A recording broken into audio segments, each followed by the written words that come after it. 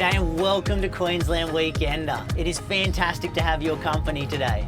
Currently, Luke and I are soaring over the world's oldest rainforest, and it's right here in Cairns. Even though it'd be pretty incredible to be down there in the thick of it, you really do get a sense of the size in Skyrail's Diamond View gondolas. You do, and it's pretty cool that we can look at everything right through the glass floor, isn't it, mate? Oh, it's scaring me a little bit. Meet us in the mountain village of Kuranda a little later. But for now, let's see what the rest of the team's up to. What it's like to run away to an island. Very lucky. It was like winning the lotto when I fell on this place. A luxury retreat for foodies. Talk about a chef in the making. And a fire-breathing flight over the scenic rim. It's so nice and still, and it's very calm up here. I'm surprised. It's something we all dream about, finding paradise and being lucky enough to call it home. And on the Gold Coast, you don't have to travel far to find it. From Runaway Bay Marina, it's just a 15-minute VIP speedboat ride to South Stradbroke Island. The boat gets long while. It does, mate, doesn't it? That's the one. Welcome to paradise. Yes, thank you. 8 years ago, Steve Gibbs and his family decided to run away to an island. It was very, very lucky. It was like winning the lotto when I fell on this place. Been mechanicking for 30 years on the mainland and just came home one day and said to my family that I'd had enough. And we pretty much packed up sticks and moved over here. Just never ever looked back. Absolutely thrilled. Family's thrilled, I'm thrilled. Now Steve shares his love for the island by leading South Straddy Fall Drive tours. And there you have it. Wow, that's stunning. Down there to the right, that's the rat race, that's Surfers Paradise. You can see it, but they can't see us and they can't get to us. Yeah. It's just so close and yet so far. You could be anywhere in the world where we're parked right now. The tours run 90 minutes and head south to the surf beach near the Gold Coast Seaway, or north to Jumpinpin Bar. It's 22 kilometres of basically untouched beach. Very, very few four-wheel drives on the island. You can literally drive 22 kilometres and not see a soul. Not one other person, not one other vehicle. Steve's tours operate out of Curran Cove Island Resort. It offers award-winning accommodation surrounded by stunning natural beauty. And the man with the dream job of running this resort is Matt Parsons. So Matt, I can see why you traded in Melbourne for this. Absolutely, it's just an amazing place. It's paradise just off the Gold Coast. I'm very lucky and I do feel privileged to be here. Matt has made a lot of changes since taking over 18 months ago. First and foremost, turning Curran Cove into a family-friendly destination.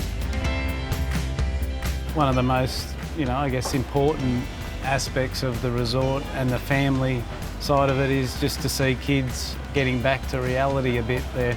They can get on a paddle board, they can go for a ride on a bike, and it's just a safe environment.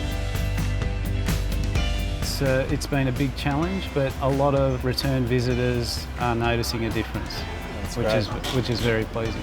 It's really starting to, to shine through. People are noticing it. A new addition that's getting a lot of attention is the high-tech virtual reality world. Oh, whoa. What's this? So this is our V8 supercars. Yeah, let's have a go. Speeding around Mount Panorama has always been on my bucket list, and the virtual reality is so realistic that I can confidently tick that one off the list. I am currently on the grass watching cars go by me. You're going. That's really good. It's good fun. All right. That was crazy. That was cool. Yeah, it's pretty awesome. awesome. Really felt like you were there. Sports simulators let you play for Australia in hockey, baseball, soccer, and plenty more. Oh, and if you've ever wanted to cage dive with a great white, they've got you covered. Gonna come at me? Yeah, come on. Oh. Not sure you're meant to eat that.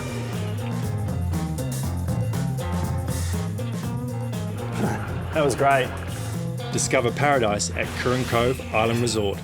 Ferries depart daily from Hope Island. For more information and to book, head to our website. After the break, Sammy rolls up her sleeves in the kitchen. Oh, it's got a bit of bite. I need water.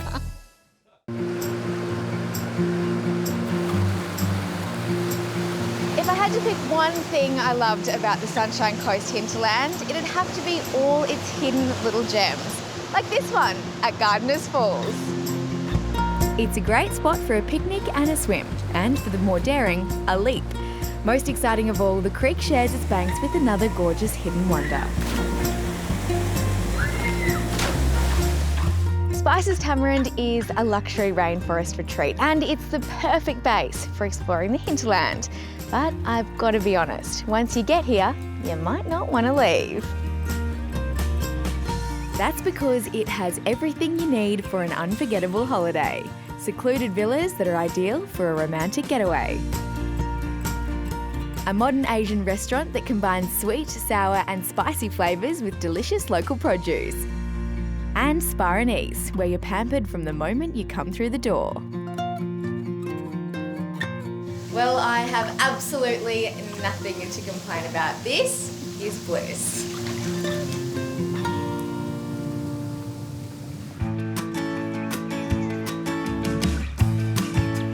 But the highlight for many is the Tamarind cooking school experience, where the ingredients don't get any fresher because you picked them yourself.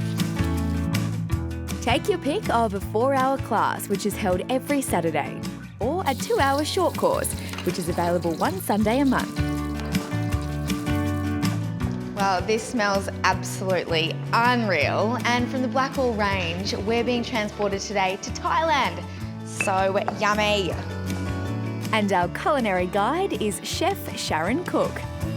The cooking school is brilliant because you get to meet so many people from all different walks of life that you wouldn't bump into normally. And they all have a little story and you chat. And at the end of the day, the whole group, they would not know each other before they came. They go out all pally and chatty, so it's very nice. That's lovely. Yeah. I love that. Today, we're making reef fish and scallops in spiced coconut milk with coriander pesto. Okay, so now we need to chop up the root of the coriander. So you know that's where the most flavour is, from there down. So you'll just, don't overthrow that out, Oh, I always throw it out. No. It's the first time I've ever made pesto from scratch. We use coconut cream, not coconut milk. The texture's a lot smoother. So with the spoon there, I want you just to bring that up to temperature, just to boil. Okay, once you get there, we'll take it off the heat. Okay. As well as Asian, Sharon teaches French cuisine and Italian. The Thai and the Southeast Asian have a lot more components in it, and there's a lot more hands-on to do. That's why I don't really cook Thai much, because there's so much that goes into it. It is, and I'm learning that today.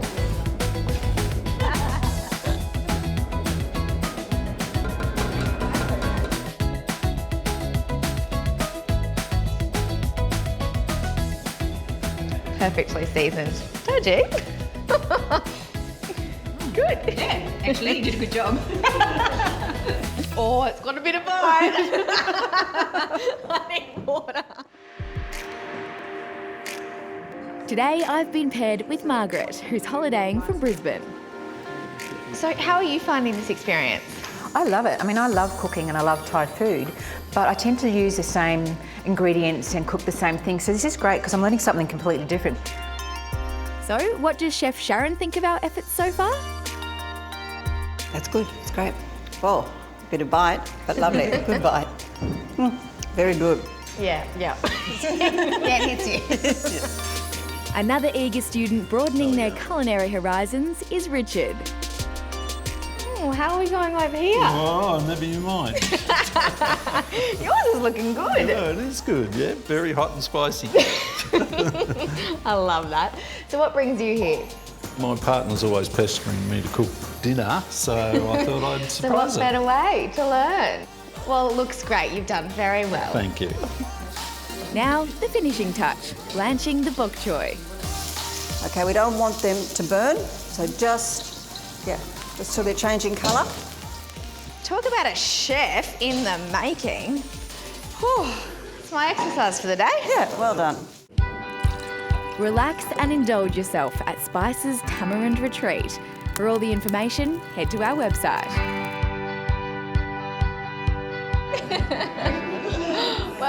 good does this look? And best of all, we've still got 3 courses to come. Lovely to meet you all. Well done. Cheers. Cheers. Cheers. Join me after the break when this fire-breathing beauty takes us up and away.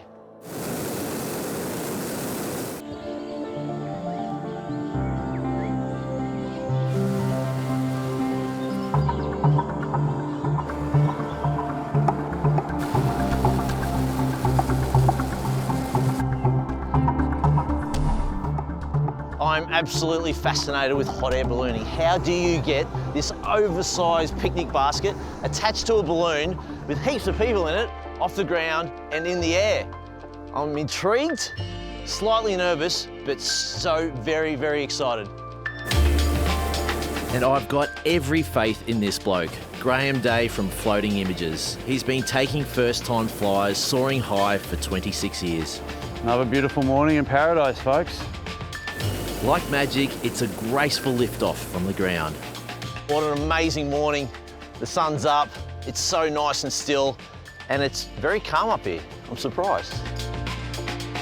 And it's an incredible 360-degree bird's eye view. Wow. Just behind us here is the Great Dividing Range. Directly south is the New South Wales-Queensland border, the McPherson Range. Cunningham Highway underneath us here. All the way around to Lamington National Park, Springbrook National Park, Big Flat Mount Tamarind, Flinders Peak, which is part of Ipswich.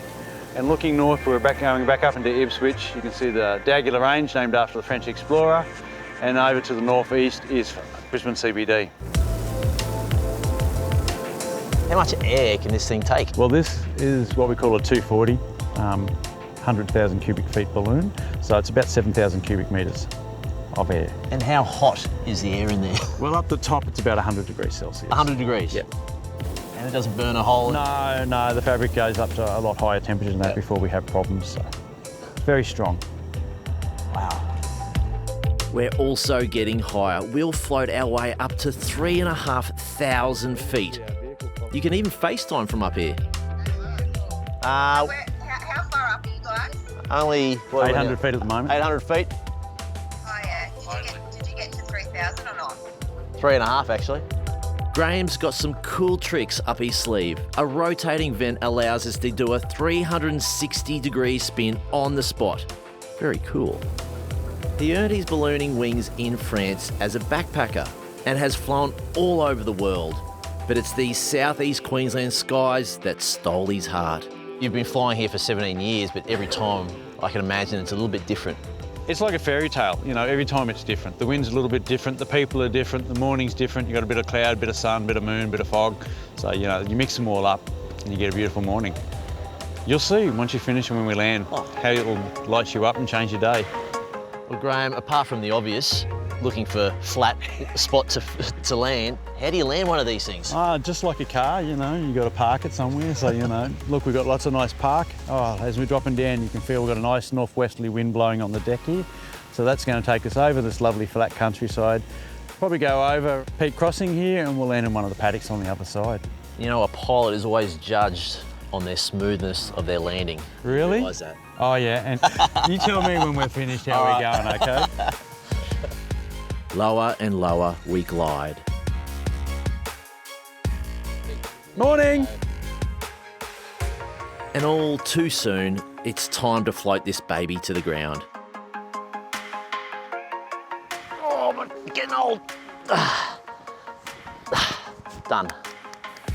Beautiful landing. Nice and smooth, 10 out of 10. This guy's a good pilot. For all the info on booking a flight with Graham, head to our website. And here's a little tip. The quicker you pack the balloon after your flight, the sooner you'll get breakfast. Cheers, guys. Great company. Thanks to Skyrail's Rainforest Cableway, Luke and I are currently heading up the McAllister Range to the little mountain village of Kuranda. It really does feel like we're flying right now. Well, it's funny that you've said that, mate, because after the break, we're going to have an up-close encounter with some of Kuranda's little winged wonders. Really? Yeah, catch us then. Kuranda is known as the village in the rainforest. And although it seems worlds away, we're just 25 kilometres northwest of Cairns, high on the McAllister Range. There are a few ways to get up here. You could drive or take a bus, but we've chosen from above in Skyrail's gondola. However you arrive, there are plenty of tourist attractions to keep you busy. But it would be hard to find one as colourful as the Australian Butterfly Sanctuary. It's the largest in the Southern Hemisphere, and Louise is showing us around.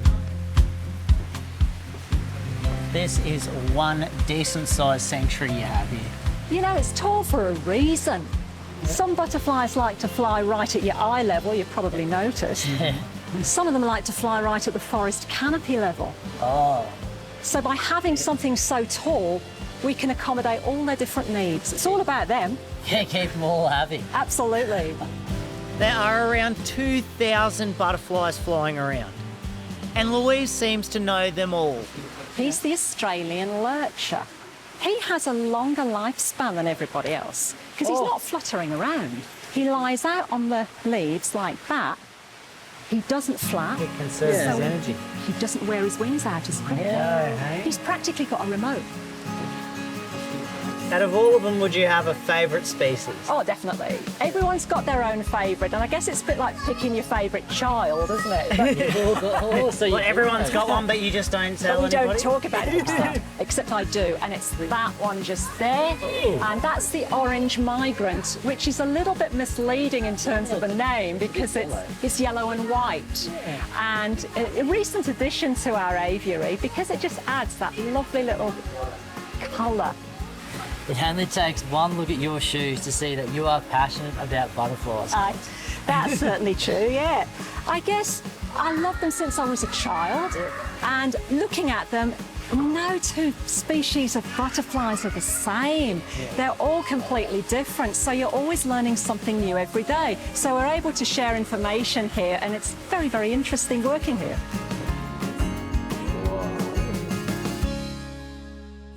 Our visit to Kuranda has flown by, and it's time to make our way back to Cairns.